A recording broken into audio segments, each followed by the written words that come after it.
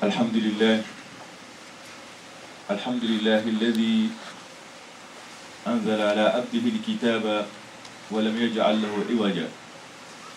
الحمد لله أنزل الفرقان على عبده ليكون للعالمين نذيرا.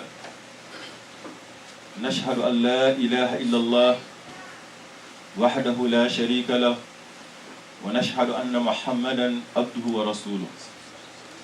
أدى الأمانة وبلغ الرسالة فترك أمته على المحجة البيضاء ليلها كنهارها لا يذيق عنها إلا هالك. فصلوات الله وسلامه عليه وعلى أهل بيته الطيبين الطاهرين وعلى أصحابه الكرام الغر الميامين العلماء الأباد وعلى التابعين لهم بإحسان إلى يوم التناد. يا أيها الذين آمنوا اتقوا الله حق تقاته ولا تموتن إلا وأنتم مسلمون. يا أيها الناس اتقوا ربكم الذي خلقكم من نفس واحدة وخلق منها زوجها وبث منهما رجالا كثيرا ونساء واتقوا الله الذي تساءلون به والأرحام إن الله كان عليكم رقيبا. يا أيها الذين آمنوا اتقوا الله وقولوا قولا سديدا يصلح لكم أعمالكم ويغفر لكم ذنوبكم ومن يطع الله ورسوله فقد فاز فوزا عظيما. أما بعد، أيها الأحباء في الله، أيها الإخوة في الإسلام، طبتم وطابت ممشاكم وتبوأتم من الجنة منزلة، وجمعني الله إياكم عند مستقر رحمته في جنات النعيم مع حبيبنا وقدوتنا محمد المصطفى عليه أفضل الصلاة والسلام. جعلنا الله نشرب من حوضه الشريف شربة لا نزمع بعدها أبدا، ونحشر في زمرته وننال شفاعته يوم لا ينفع مال ولا بنون إلا من أتى الله بقلب سليم. يقول العز من قائل في محكم كتابه العزيز: الذي لا يأتيه الباطل من بين يديه ولا من خلفه تنزيل من حكيم حميد. يا أيها الناس قد جاءكم برهان من ربكم وأنزلنا إليكم نورا مبينا فالذين آمنوا بالله واعتصموا به فسيدخلهم في رحمة منه وفضل ويهديهم إليه صراطا مستقيما. Très chers frères et sœurs, je vous invite à méditer sur ces versets coraniques que je viens de réciter de l'Éternel dit aux les gens une preuve évidente vous est venue de la part de votre Seigneur. Et nous avons fait descendre vers vous une lumière éclatante. Alors ceux qui croient à Allah et s'attachent à lui, il les fera entrer dans une miséricorde venue de lui, ainsi que sa miséricorde, ainsi que sa grâce, et il les guide vers lui dans un chemin droit. Qu'il nous accorde sa miséricorde. اللهم إنك عفو وتحب العفو فاعف عنا. نسأل الله العظيم أن يتغبرنا برحمته. Aucun bonheur n'est possible sur cette terre, ni dans l'au-delà, sans la miséricorde d'Allah. ولو يؤاخذ الله الناس بما كسبوا ما ترك على ظهرها من دابة ولكن يؤخره إلى أجل مسمى. يؤخره إلى أجل مسمى فإذا جاء أجله إن الله كان بعباده بصيرا. Dieu, s'il s'en prenait aux gens, ce qu'il accueille, il laisserait sur la surface de la terre aucun être vivant, aucun. Mais il les accorde un délai jusqu'à un terme fixe. Quand leur terme viendra, il s'en chargera d'eux. Dieu est clairvoyant sur ses serviteurs. Inna Allah kana bi ibadihi basira. C'est en ce moment, soit il t'accorde sa miséricorde, ou il te met en enfer par tes œuvres, tes péchés. Car personne d'entre nous ne mérite le paradis à cause de sa propre œuvre. Non. Le prophète sallallahu alayhi wa sallam لا يدخل الجنة أحدا منكم عمله أو لا ينجي عمله أحدا منكم من النار. قالوا يا رسول الله ولو أنت؟ قال ولو أنا إلا يتغمدني الله برحمته. Aucun d'entre vous n'entrera au paradis à cause de sa propre œuvre, sauf si Dieu lui accorde sa miséricorde. يقول ابن تيمية في شرح هذا الحديث يقول معنى جزاء المعاودة والمقابلة. C'est-à-dire il n'est pas équivalent. Ce qui est dans l'au-delà n'est pas équivalent. Ce que nous œuvrons n'est pas équivalent de ce que Dieu nous accordera dans le paradis. Tu vas passer toute ta vie, depuis ta naissance jusqu'à ta mort, en train de prosterner. Tu n'arriveras jamais, jamais à payer le prix de ce que Dieu t'accordera si tu te fais rentrer au paradis, que Dieu nous l'accorde. Tout cela, c'est grâce à sa miséricorde que ça se fait. ولا تعلم نفس ما أخفي لهم من قرة أعين جزاء بما كانوا يعملون أفمن كان مؤمنا كمن كان فاسقا لا يستوون. Aucun âme ne saura ce que Dieu a préparé pour eux comme jouissance pour leurs yeux. Il dit en récompense de que ceux qui lui ont œuvré. Bien sûr, nous méritons la miséricorde d'Allah par notre œuvre, mais quant au paradis, nous méritons par la miséricorde d'Allah. Afin de mériter la miséricorde d'Allah, il faut œuvrer. فَالَّذِينَ آمَنُوا بِاللَّهِ وَاعْتَصِمُوا بِهِ. Ceux qui auront cru à Allah et s'attachent à lui. S'attachent à lui à quoi? On parle ici du Coran. Le Coran, car c'est notre guide. Ce qui mettra en pratique les enseignements coraniques. Et Ibn Mas'ud nous a éclairci cette parole par une de ses paroles. Ce qui est Ibn Mas'ud, pour se rendre compte de l'importance de ce que je vais vous dire, c'est l'un des Sahaba, Rasulullah sallallahu alayhi wa sallam, qui était les plus proches du prophète. Il a même mérité ce surnom, Hamil Siwak Rasulullah sallallahu alayhi wa sallam. Il y en a qui disent qu'il fut le 6e à se convertir en islam. Et c'est un fin connaisseur du Coran. Car le prophète sallallahu alayhi wa sallam nous a recommandé, s'il y a des gens de qui tu dois apprendre le Coran, il fait partie de ceux-là. Al-Qur'an min arba'atin min Abdullah ibn Mas'ud. Il commença par lui. Apprenez le Coran de 4 personnes, parmi eux Abdullah ibn Mas'ud. Il demanda même à Abdullah ibn Mas'ud de lire le Coran pour lui. قال اقرأ علي القرآن. قال أقرأ عليك وعليك أنزل. قال أحب أن أسمع من غير. قال فقرأت عليه سورة النساء حتى جئت فقلت فكيف إذا جئنا من كل أمة بشهيد وجئنا بك على هؤلاء شهيدا. قال حسبك. فنظرت إليه فإذا عيناه تزرقان من الدمع. Le prophète sallallahu alayhi wa sallam lui demanda un jour de lire le Coran pour lui. Il dit, va-je lire le Coran pour toi? Alors c'est sur toi que le Coran a été descendu. Il dit, j'aimerais entendre la bouche d'une autre personne. Il commença alors à lire le Coran jusqu'à ce qu'il arrive à un verset. Il dit, que sera-t-il quand nous ferons venir de chaque communauté un témoin et que nous te ferons, toi Mohammed, venir comme témoin contre ceux-là? Le prophète sallallahu alayhi wa sallam, ses yeux débordent alors de larmes. Il sait les conséquences. Ce jour-là, pour vraiment être sauvé, c'est par la miséricorde d'Allah. Je dis bien qu'Ibn Mas'ud, il est vraiment fait connaisseur et il fait partie de l'un des secrétaires qui écrivait le Coran au temps du prophète sallallahu alayhi wa sallam. Qu'est-ce qu'il dit? قال إن هذا القرآن معدبة الله فتعلموا من معدبته ما استطعتم. إن هذا القرآن حبل الله الذي أمر به والنور المبين والشفاء النافع اسمة لمن تمسك به ونجاة لمن تبعه فلا يعوج فيقوم ولا يذوق فيشعب منافعه وعجائبه لا تنقضي فاتلوه فإن الله يعجركم بكل حرف 10 حسنات. لا أقول ألف لام ميم حرف ولكن ألف حرف ولام حرف وميم حرف. Ibn Mas'ud, il dit, le Coran, c'est le banquet d'Allah. Ma'adouba, le banquet d'Allah. Vous savez, quand on demande, quand quelqu'un nous invite à son banquet, si c'est un pauvre, ça se fait même que je mange même avant de me rendre. Mais si un riche me demande d'aller, peut-être je me mettrai en régime. C'est Dieu qui demande son banquet, c'est le Coran.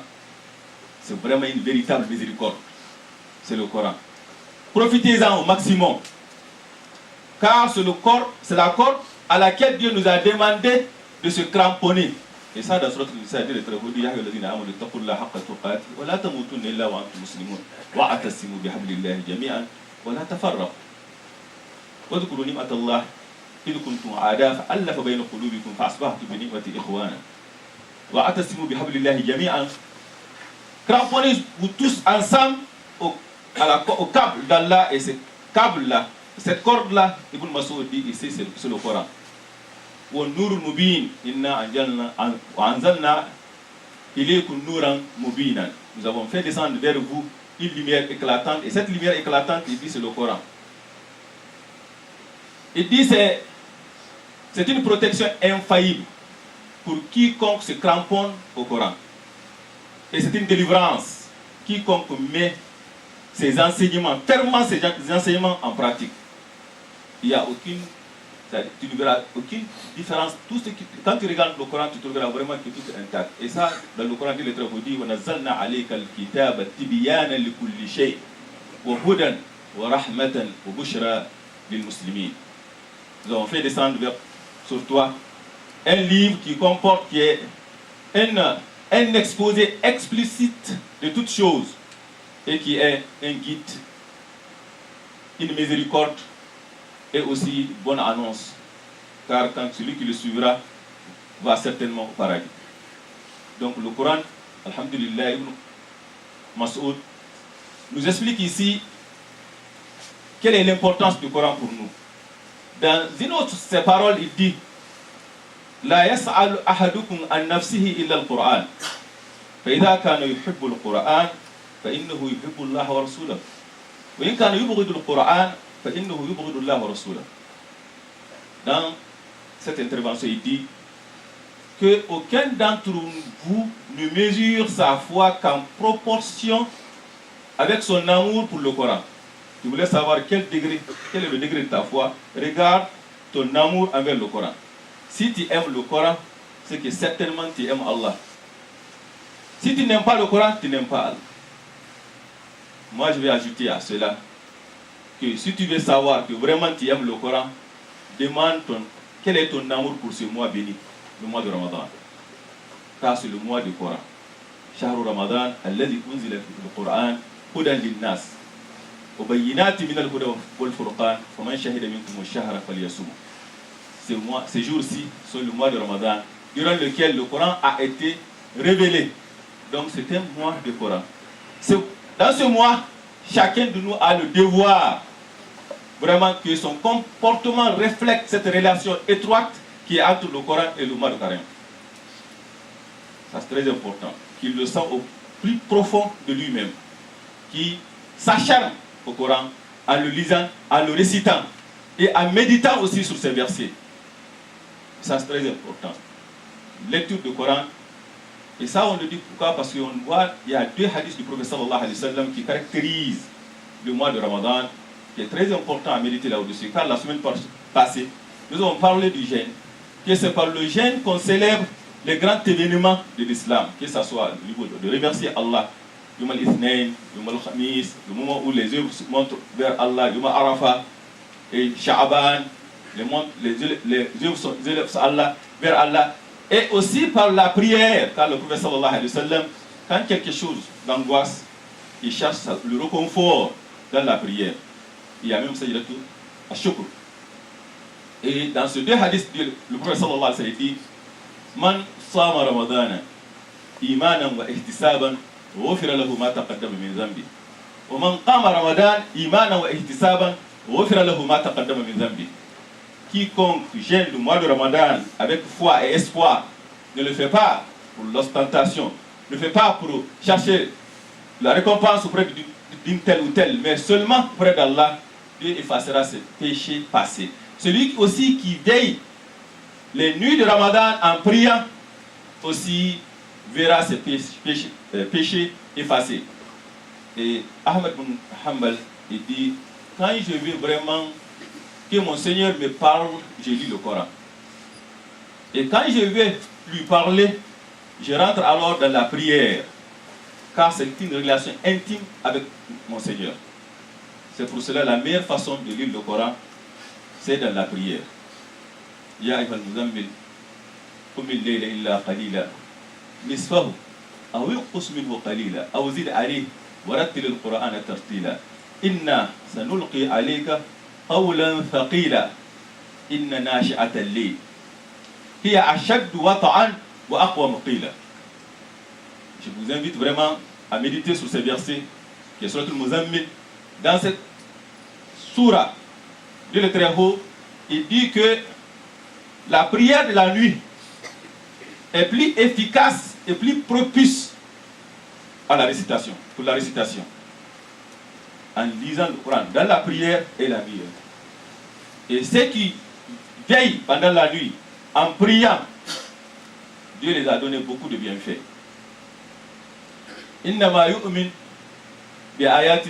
بآياتنا الذين إذا ذكروا بها خروا سجدا وسبحوا بحمد ربهم وهم لا يستكبرون تتجافى جنوبهم عن المضاجع يدعون ربهم خوفا وطمعا ومما رزقناهم ينفقون. Dans ce verset, il dit, ne crois au verset que quand on les rappelle, ils tombent prosternés.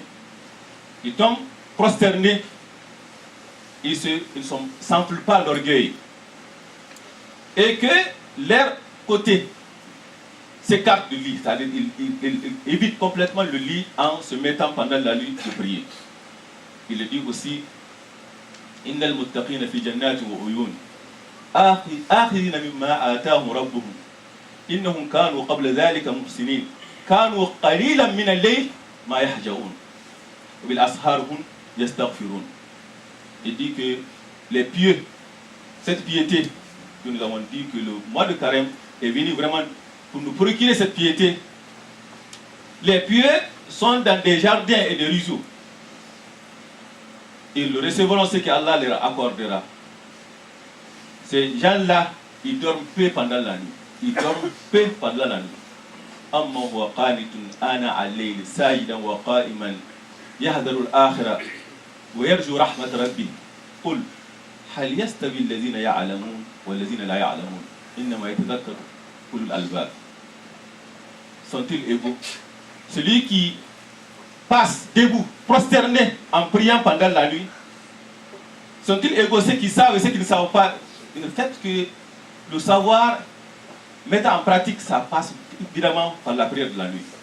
Dans un hadith du prophète sallallahu alayhi wa sallam, Ya ani Jibril faqal, Ya Muhammad, ish ma shi'ta fa innaka mayyitun, wahbib man shi'ta fa innaka mufariquhu, wa'amal bima shi'ta fa innaka mujzi bihi, wa'alam anna sharaf al-mu'min qiyamuhu bil-layl wa izzuhu istighnahu 'anil nas.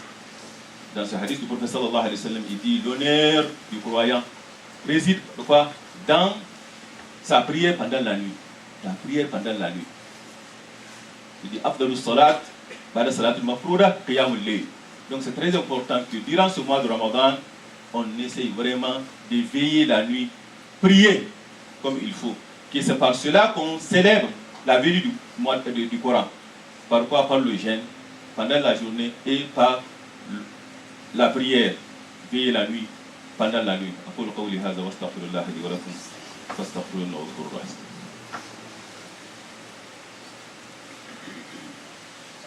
الحمد لله رب العالمين والصلاة والسلام على المبعوث رحمة للعالمين. Très chers frères et sœurs, Alhamdulillah, nous prions Allah que Dieu nous accorde sa miséricorde, nous accorde aussi la santé et l'énergie qu'il faut afin de jeûner les jours du Ramadan et veiller ces nuits. Il y a certaines situations que nous aimerons vraiment d'éclaircir, car le prophète sallallahu alayhi wa sallam dit Man qama ma'al imam hatta yansarifa kutibat lahu qiyamu layla. Celui qui se met à prier avec l'imam jusqu'à ce que l'imam sort, fini. On inscrira pour la personne la prière de toute la nuit. Donc, Qiyam al-Layl, on peut l'avoir en priant avec l'imam, jusqu'à l'imam dit salam alaikum, et puis on s'arrompt et puis on sort avec. Il vient alors un autre problème. Il dit Ij'alu akhira salatikum bil-layl al-witr. Il dit que la dernière prière pendant la nuit, qu'elle inclut, qu'elle soit du nombre d'impairs,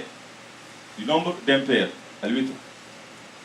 Et il dit aussi dans d'autres hadiths, la witran fi laylatin wahida. On ne doit pas, il n'y a pas 2 witres à une seule nuit. Non, ça ne peut pas se faire. Comment donc alors prier avec l'imam qui va faire la witre? Parce que c'est cette question, les gens demandent beaucoup, vraiment précis. Comment prier avec l'imam qui va faire Qiyam al-Layl et va faire witre? Va-je vraiment prier seulement Tarawih et dès qu'il commence Salatul Witr, moi je le laisse voir parce que je dois faire une autre prière où c'est mieux de suivre l'imam jusqu'à fini. Dans cette question, il y a 2 avis qui sont vraiment crédibles. C'est qu'on prie avec l'imam jusqu'à fini complètement. On finit avec. Dès qu'il dit salam alaikum, on se lève pour amener une autre raka'a afin de le faire impair. Et la nuit, quand nous commençons à faire la prière, nous faisons notre prière masna et nous allons faire notre witr. Car nous n'avons pas fait witr avec l'imam, nous avons fait seulement une raka'a et nous avons rajouté une autre raka'a. Et ça, j'ai trouvé beaucoup de savants religieux très crédibles qui appuient cet avis. Et le deuxième avis, et c'est ce que moi vraiment je trouve que c'est vraiment, je le trouve vraiment plus crédible, qui dit que on prie avec l'imam et on fait witr. Quand le prophète sallallahu alayhi wa sallam te demande de faire une chose, tu le fais selon ta possibilité. Ne te prive pas de ce bienfait. Tu pries avec lui jusqu'à dire salam alaikum, vite, c'est fini. Tu n'as pas besoin vraiment de se lever. S'il arrive que la nuit que tu veux faire la prière, fais maintenant et tu ne fais pas witr. Car l'interdiction est formelle, la witra na fiyum. Quand l'interdiction vient, et ça c'est très important, l'interdiction en islam, on évite.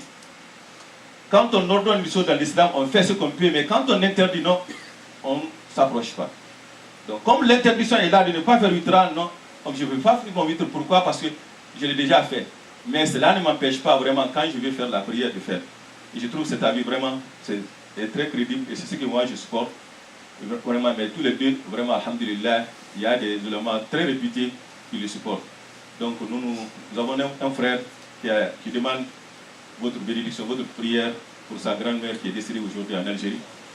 Et aussi, j'ai reçu un appel d'une personne qui dit qu'il y a une démonstration ou marche à partir de Guy Concordia pour nos frères palestiniens qui se voient vraiment bombarder leur famille durant ce mois béni de Ramadan, afin de faire une marche pour vraiment sensibiliser nos voisins, nos compatriotes, surtout les leaders, afin vraiment qu'ils interviennent pour que cette agression cesse. Nous prions Allah qu'il leur vienne en aide.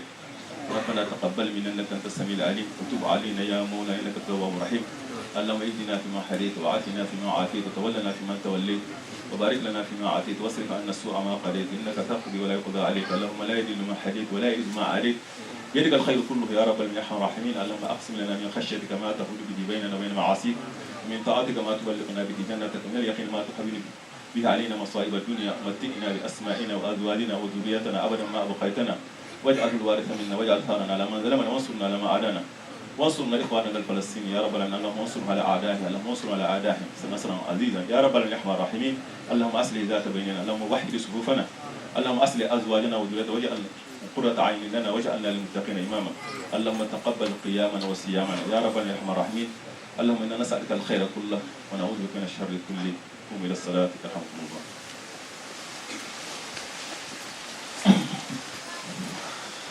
الله أكبر الله